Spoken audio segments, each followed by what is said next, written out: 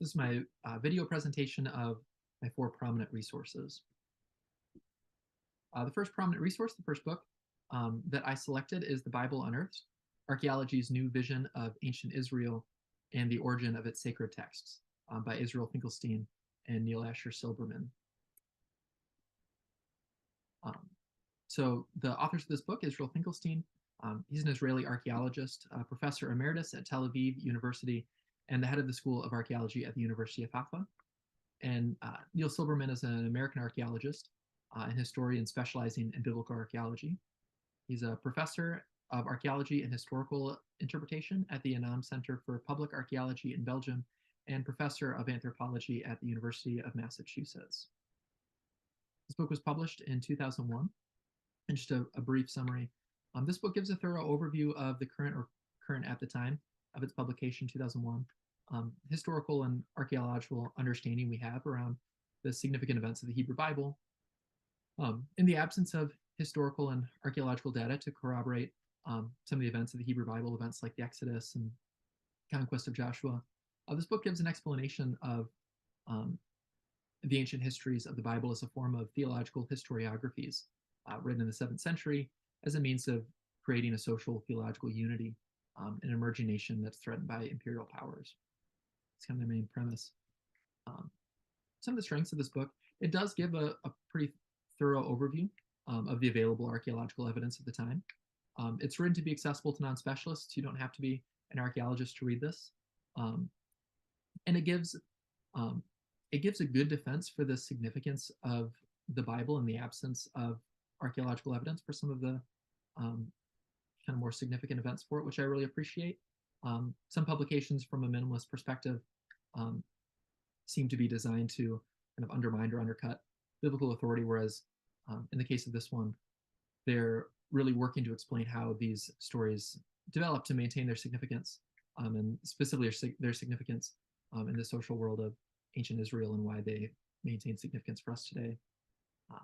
Some of the weaknesses of it, it is over 20 years old at this point, especially in the field like archaeology. We have new discoveries that are happening somewhat regularly, so certainly some aspects of it are outdated in that regard. And it does have an obvious bent towards a minimalist interpretation. It doesn't have to necessarily be a weakness, but it just is something to be aware of, that when it comes to a minimalist, maximalist side of things, this certainly leans more towards a minimalist perspective.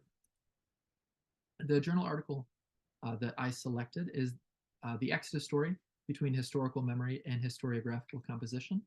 This was written by Dr. Nadav Naam and published in the Journal of Ancient Near Eastern Religions.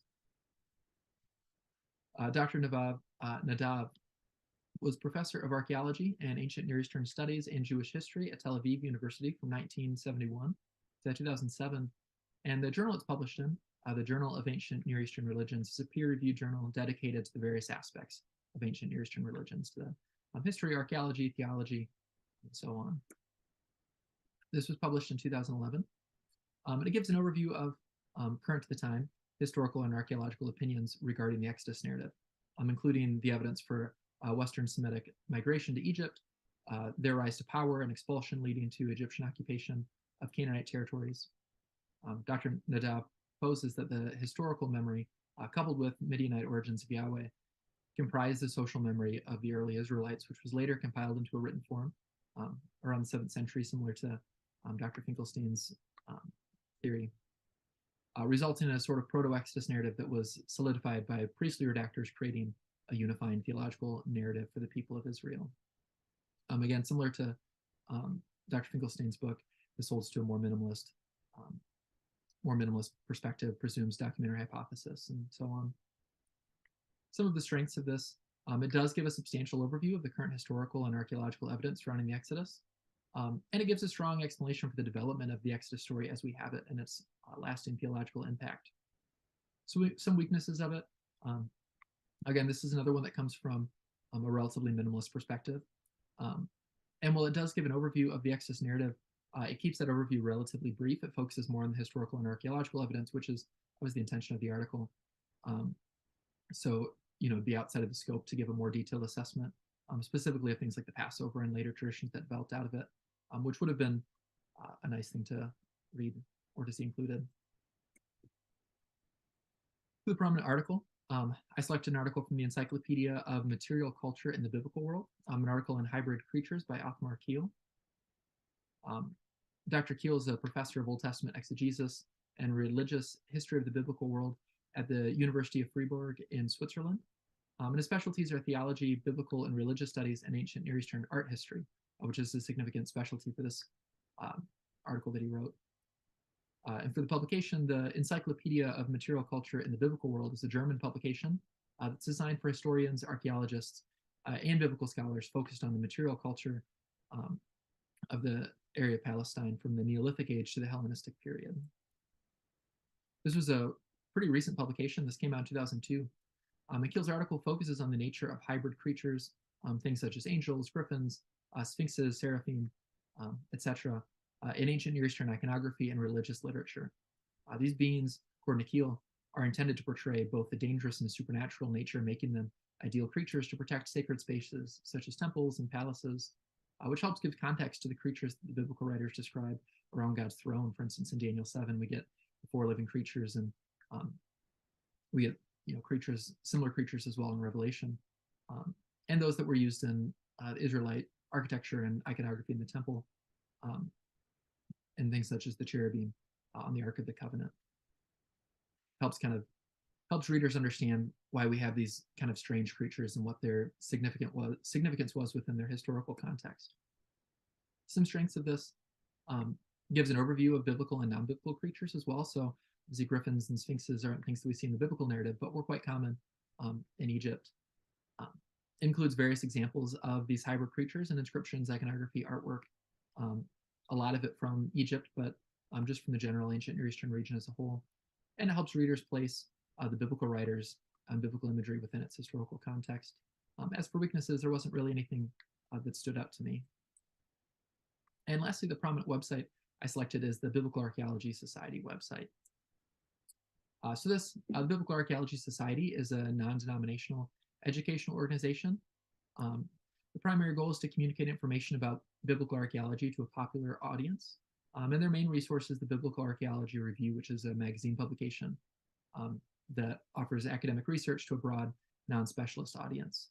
One of the valuable aspects about their website is that it has a wealth of free resources that it makes easily accessible, including books, free books you can download, book reviews, lectures, blogs, articles, topical collections, and they even do a compilation of every footnoted resource in each BAR publication. So every time a new magazine comes out, you can go through and they have a collection of all of the sources that were cited, all the footnotes that were included in that publication for review. Some of the strengths of it is that it does just have so many free, accessible resources designed for non-specialists. That was one of the things that drew me to it, and why I wanted to include it, is it's a great resource for instance, a church setting, for congregation members, for lay readers, for those that have an interest in it but aren't specialists in it. Gives quite a variety of resources, again, videos, resource guides, topical collections, and their publications focus on new advances and discoveries that are made in the world of biblical archaeology. So you're getting some of the like new breakthrough things that are happening on the ground. Some of the weaknesses that I've noticed about it, since it is designed for a popular audience, you will find articles that seem to be designed to generate click traffic to get people's interest. And some of these are new discoveries that don't necessarily represent broadly accepted scholarly consensus. That is one of the weaknesses of them publishing and focusing on new discoveries, is that there are some things that are new theories, but aren't very well substantiated just yet. So you do want to approach it with some discernment and some care, but overall, it's a really excellent resource, especially for the popular audience and the non-specialist. And these are just the sources that I've cited for this. We've got the book by Finkelstein, Silberman, the journal article, encyclopedia article, and the website for your review.